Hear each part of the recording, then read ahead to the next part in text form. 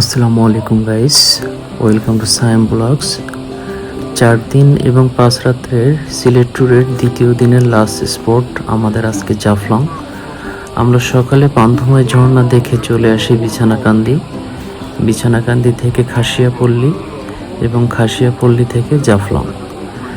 বিছানাকান্দি, খাসিয়াপল্লী এবং জাফলং খুবই কাছাকাছি 3টি স্পট। সো আপনারা যারা সিলেট ভ্রমণে আসবেন তারা একদিনে এই 4টি স্পট ঘুরে দেখতে পারবেন।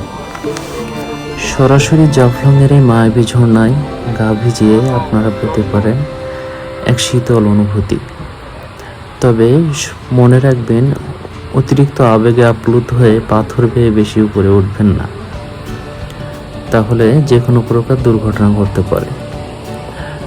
এই জাফলংয়ে ভ্রমণে এসে আপনারা ছোট ছোট কিছু স্টলে Indian chocolate, cosmetics, Manipuri 3 piece এবং শাড়ি অন্য স্পটগুলো থেকে একটু সুলভ মূল্যে কিনতে পারবেন।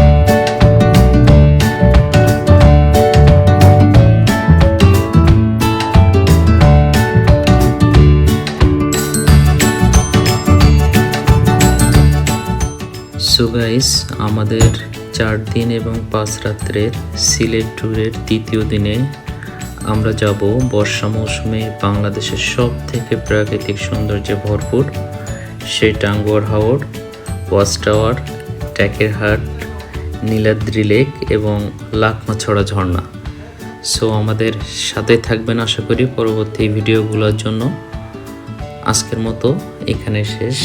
আল্লাহ হাফিজ।